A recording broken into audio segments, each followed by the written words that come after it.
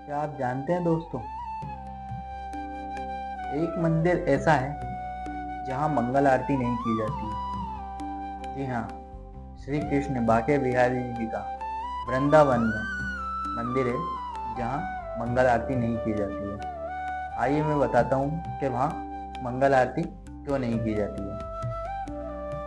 दोस्तों, श्री कृष्ण का एक भक्त था जो उनके मंदिर के बाहर साफ सफाई और छोटे मोटे काम किया करता था। वो दिन रात वहीं रहता था, भोजन करता था, सोता था, फिर साफ सफाई करता, छोटे मोटे काम करता, सो जाता। तो वहाँ पे पंडित जी ने देखा कि ये कृष्ण जी का ज़्यादा अच्छा भक्त है, तो अपन इसको कोई काम दे देते हैं। तो पंडित जी ने उससे कहा कि तो भाई एक काम है, करोगे? तो उसने कहा क्या काम है? तो पंडित जी ने कहा कि गाय लेकर जानी है और दिन भर चरानी है और शाम को वापस लेकर आनी है।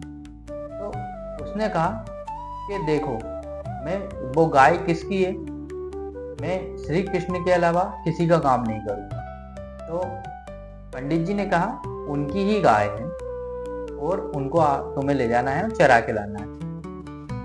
तो वो भक्त बोला कि फिर ठीक है, मैं कर लूँगा।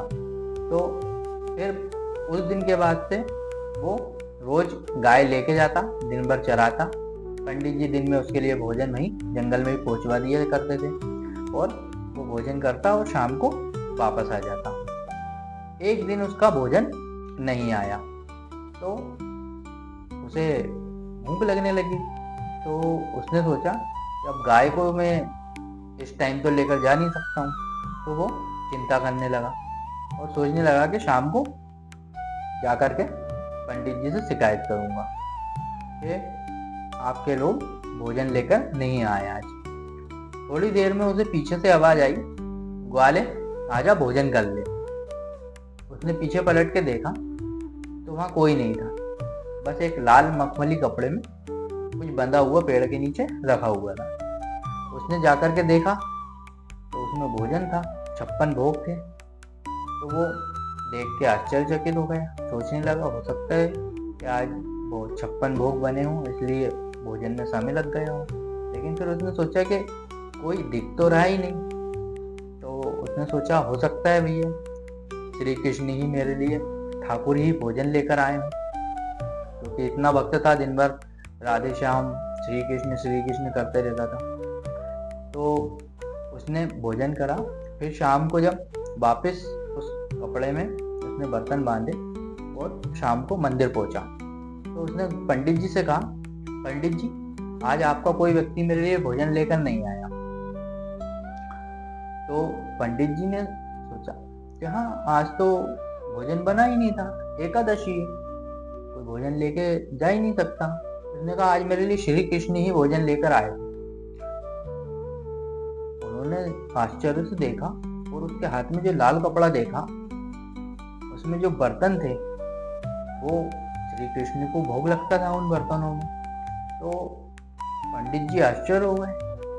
उन्होंने पूछा सच में कोई भोजन देने नहीं आया था? उसने कहा नहीं, सच में कोई नहीं आया था, मुझे आवाज आई ग्वाले भोजन कर ले। मैंने जब पीछे पलट के देखा तो कोई नहीं था और बस ये भोजन रखा हुआ था। पंडित जी ने सोचा कि ये श्री कृष्ण का कुछ ज्यादा ही बड़ा भक्त है, हो सकता है भगवान ने इसे दर्शन दिए हो, भगवान स्वयं इसके लिए भोजन लेकर गए हों। तो उन्होंने उससे कहा कि अब आज से तुम्हारी इस मंदिर में ही ड्यूटी लगाते हैं, तुम्हें रात को चौकीदारी करनी है यहाँ पट बंद होने के बाद मंदिर के अंदर। उसने कहा ठीक है। तो वो उस दिन से वहाँ चौकीदारी करने लगा। तो रात को श्री कृष्ण निकल के बाहर आए और ये चौकीदारी कर रहा था। तो इसने श्री कृष्ण को रोक लिया। श्री कृष्ण ने बोला कि भाई मुझे तो जाने दे। तो ये बोलता है नहीं, मैं पंडित जी ने मुझे काम सौंपा है और किसी को इधर से उधर नहीं जाने देने का कहा है। तो आप कहीं नहीं जाएंगे, आप वापस अंदर जाइए, आराम करिए, आराम करने का टाइम है, आराम करिए।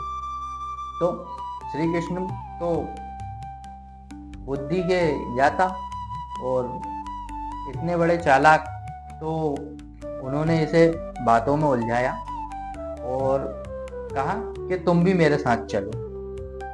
तो ये मान गया कि ठीक है। कृष्ण जी ने कहा कि मैं निधि बन जा रहा हूँ, रोज जाता हूँ, तुम मेरे साथ चलो और अपन वापस साथ में आ जाएंगे। तो ये कृष्ण जी के साथ निधि बन गया। तो वहां पहुंचकर कृष्ण जी अंदर चले गए और ये बाहर पहरा देने लगा। सुबह होने वाली थी, तो जैसे ही सुबह होने वाली थी तो ये घबराने लगा कि वापस जाना है। यदि पंडित जी आ गए मेरे पहुंचने के पहले तो पंडित जी गुस्सा करेंगे।